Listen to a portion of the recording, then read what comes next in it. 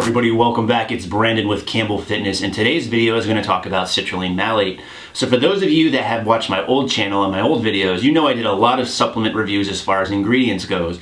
We talked about a few that worked and mostly a lot that didn't work. I also put out a video dealing with a pre-workout supplement that I actually made myself based off of ingredients that I have seen research on to be very beneficial.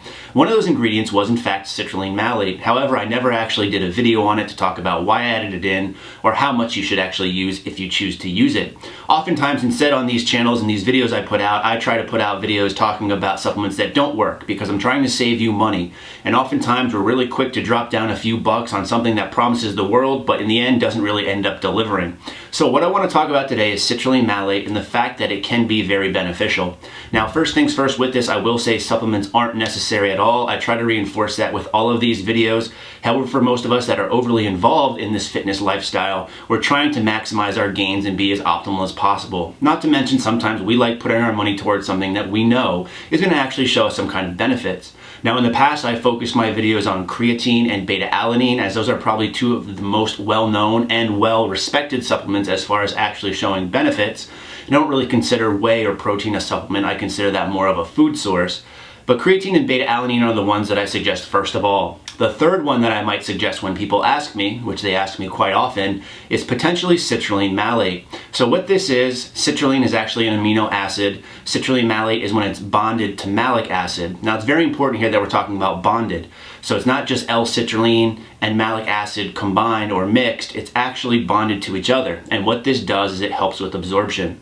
Now as far as citrulline malate goes, what it's been shown to do is help improve both anaerobic and aerobic activity, as well as reduce fatigue and soreness post-training. So for this, I'm going to attach two relevant studies. One is just an abstract, one goes a little bit more in depth so you can read about it yourself.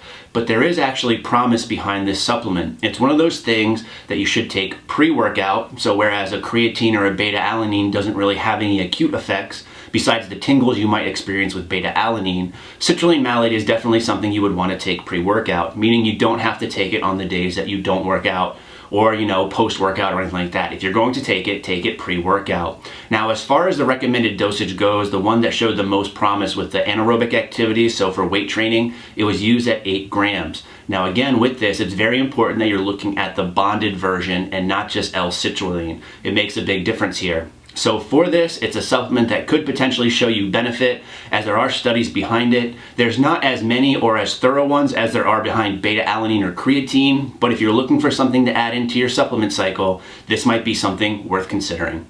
As always everybody, thanks so much for watching and stay big.